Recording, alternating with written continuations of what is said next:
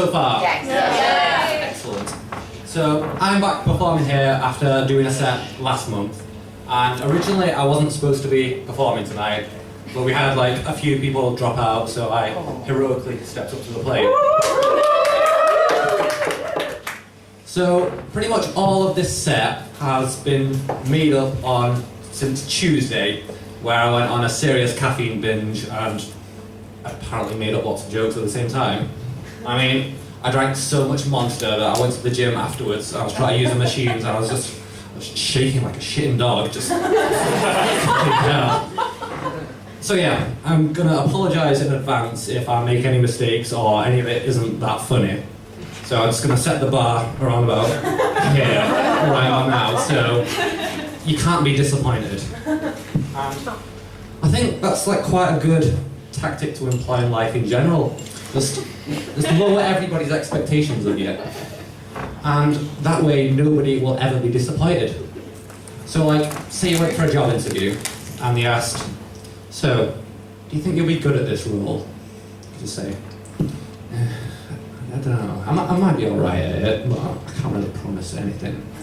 And then like, on the first performance review you get, they cannot say you performed worse than expected, because they don't expect anything from you. And, hold on, I forgot what I was going to say. Yeah, job interviews are kind of bullshit though, aren't they?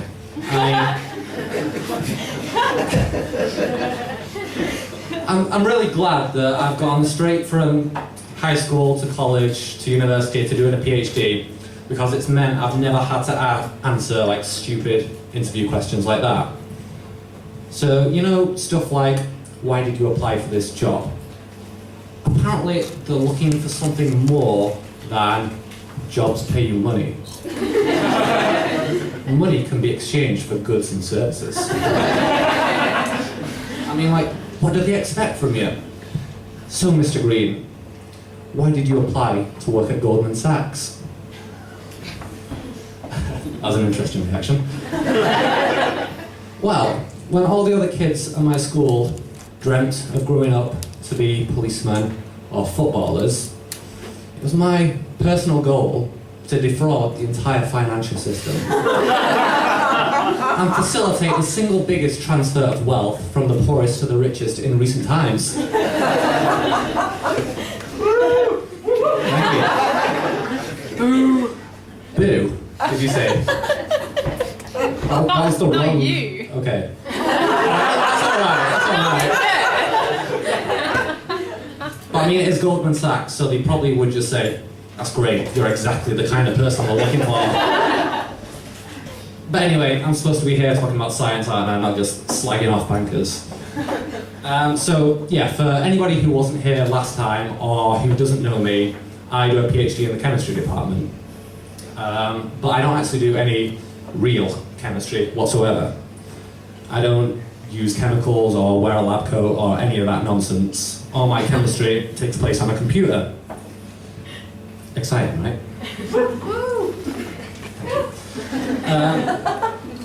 So yeah, what I do is essentially model or develop methods of quantum mechanics which are capable of modeling atoms and molecules. And people are often quite confused when it comes to quantum mechanics. And I think part of the reason is they don't know what the word quantum means in that context. And quantum kind of sounds a bit like quantity, and its meaning is somewhat similar in that it refers to an amount of something.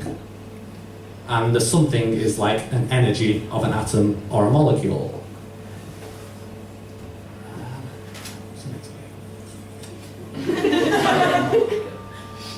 Have to look again, sorry. I did say this is kind of last minute. Okay, yeah. So, atoms and molecules can only have certain amounts of energy. They can't have like any energy they want. So we say they can have a quantum of energy. So we can think of this kind of like steps on a ladder. So at the bottom step, we have 1 quantum of energy. At the next step up, we have 2 quanta of energy, and so on and so forth. So essentially quantum means a unit of something, And in quantum mechanics, it means a unit of energy. So I don't think, like, when you actually explain it properly, probably better than I just did there, it's not that complicated to understand. So it really annoys me when I see the word quantum misused. For example, in my personal worst named film ever, Quantum of Solace. Solace means to express comfort in times of sadness. And so surely quantum of solace means to express a unit of comfort in a time of sadness. How would you give one quantum of solace to someone? I mean, let alone many quanta of solace. I mean, you know how like Facebook have introduced these new reactions to things like haha or sad or stuff like that? There should be a button for quantum of solace.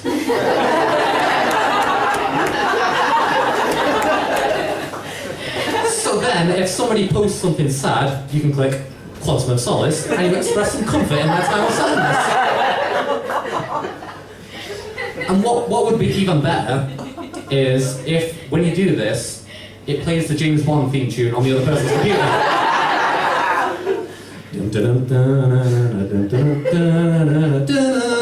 Feel better soon. Again, looking at the notes, I'd be the worst at an exam in this. So yeah, I think that would be a pretty great thing to implement. I'm going to suggest it to Facebook straight away. Except if the thing somebody posts that they're sad about is that their evil plan for world domination has failed, in which case it would be wildly inappropriate. So, okay, yeah. Next, how do we actually do quantum mechanics? Well, quantum mechanics is really just like a set of equations we have to solve over and over again to simulate our atoms or molecules. And so we write a computer program to do this. Now, has anybody ever done any programming before? Show of hands. Yeah. Some people. Decent turnout. Okay, good. You might you should enjoy this bit, hopefully. So, for the rest of you, I'm just going to give, like, a general emotional timeline of writing a program. So the stages that you go through as a person when you write a program. So first off, it's where the hell do I start? And then it is next bit. Come on. Okay, then the next bit is, all right, I'll take a stab at it. It might be a bit messy though. And then it is chaos. Fuck, what is going wrong? Fuck, why is this not working? Fuck, can I just finish already? Fuck. And you're kind of feeling really sad about this, and you just wish somebody would give you a quantum of solace.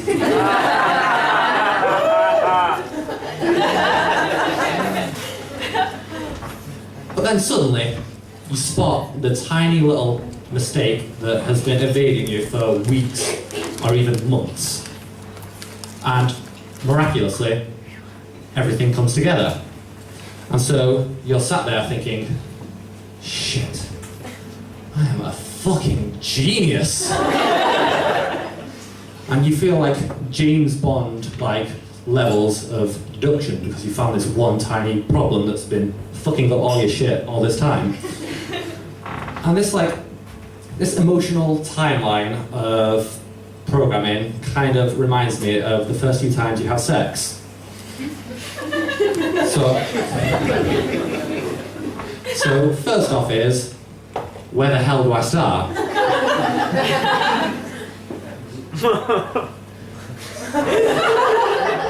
Then it's, all right, I'll take a stab at it.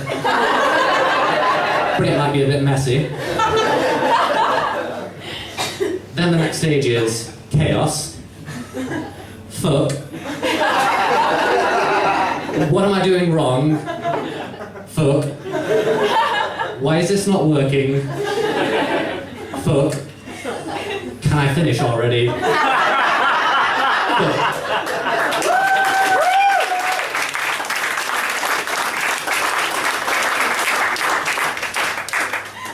then suddenly, you find the little thing which has been evading you for weeks, or even months. You find the clitoris.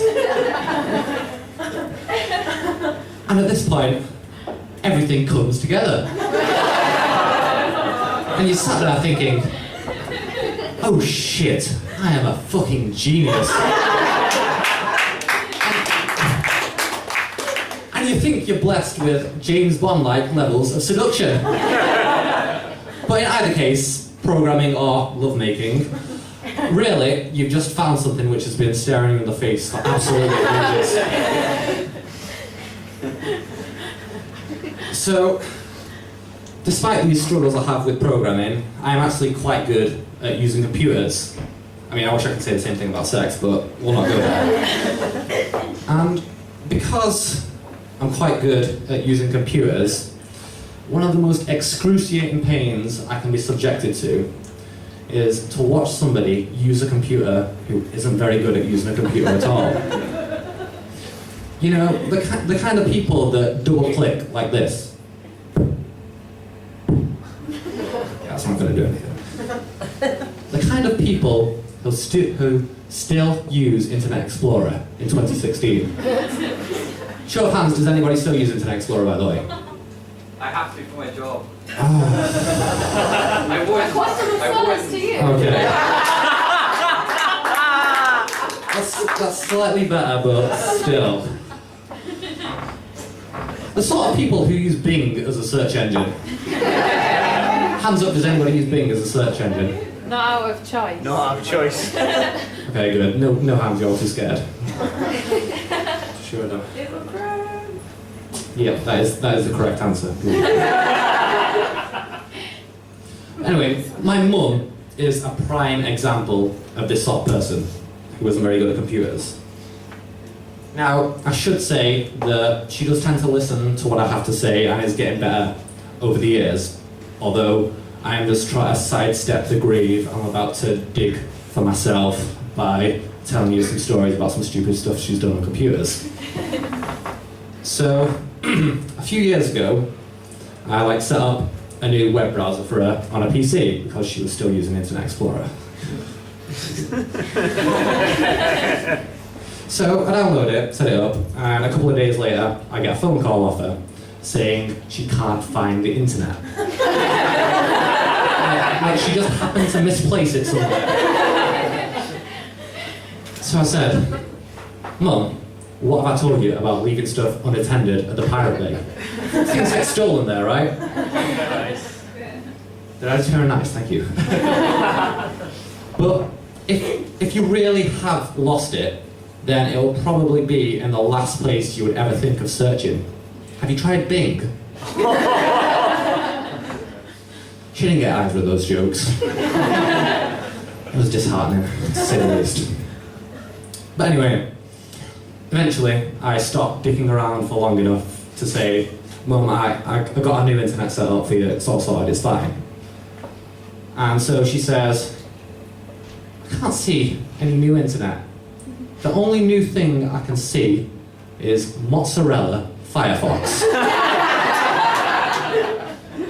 Mozzarella Firefox. And so I'm unable to stop dicking around again. And I say, Mum, is there also an icon for Brie LC Media Player? How about Microsoft Curd? Oh no, wait, what am I thinking? All that stuff. I've forgotten the punchline to that joke. That's disappointing. Can I look it up and then tell you? Thank you. Google it. Make it.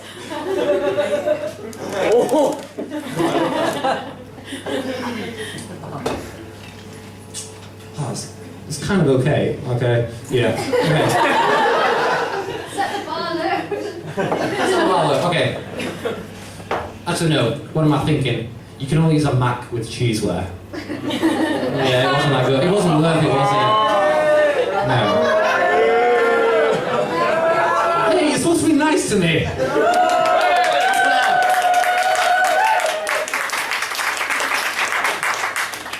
Okay, another time, my mum rings me up. She says the printer isn't working. So I go through all the obvious things first. I say, is it plugged in? Yes. Is the paper in it? Yes. Is it plugged into the PC? Yes. Are all the connections in the back of the printer right? Yes. And so when none of these work, I try and go through it step by step. Okay, so what happens when you press print? Sorry, just burped. Too much beer. And when was the last time it was working, and so on and so forth. So I'm here for 10 or 15 minutes, trying to work out what the hell is wrong with this printer, and just nothing is working. And then I'm hit by a sudden moment of realization. The clouds have parted, and what's wrong with the printer is suddenly abundantly clear. And so feelings of, oh shit, I'm a fucking genius, start returning back to me.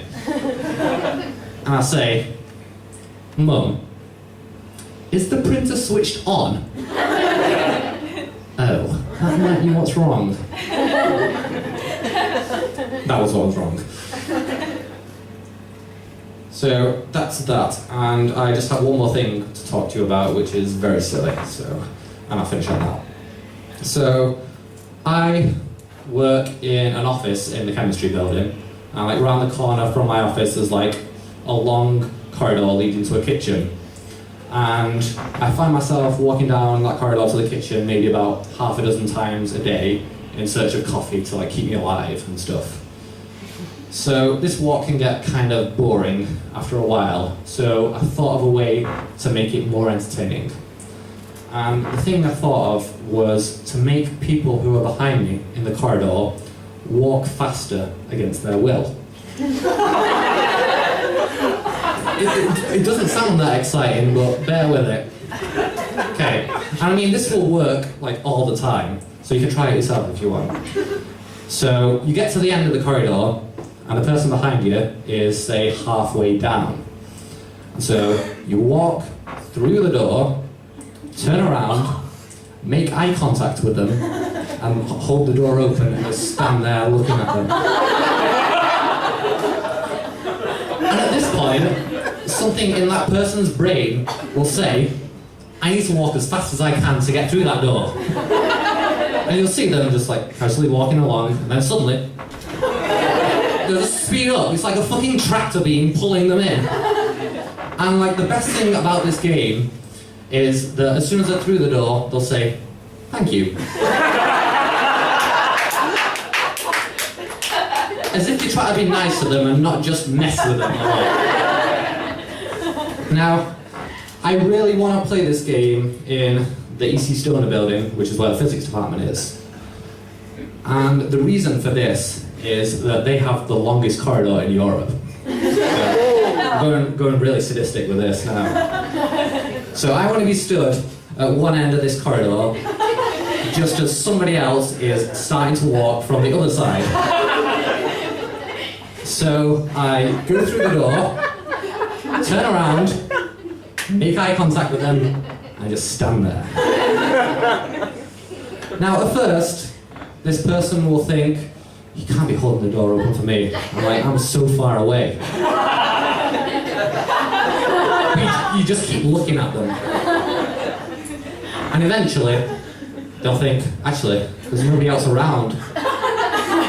He must be holding it open for me. And then that voice in their head will say, I need to get through that door as quickly as possible. Just walk.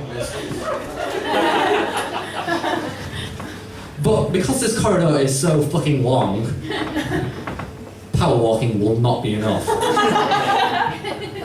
And at this point, the temptation will be for you to go like this.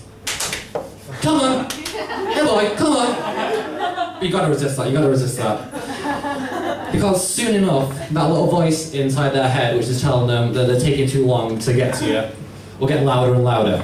And eventually, this power walk Okay, this power walk will break into a brisk run. I'll just be running down this corridor. And imagine the scenery is moving around me, but this stage is too small to be running on. This will work even better if the person is out of shape, because it'll just be so much more funny. So, they're running down the corridor. Still running. It's really long. We'll get to the end. They'll just be a broken person by the end.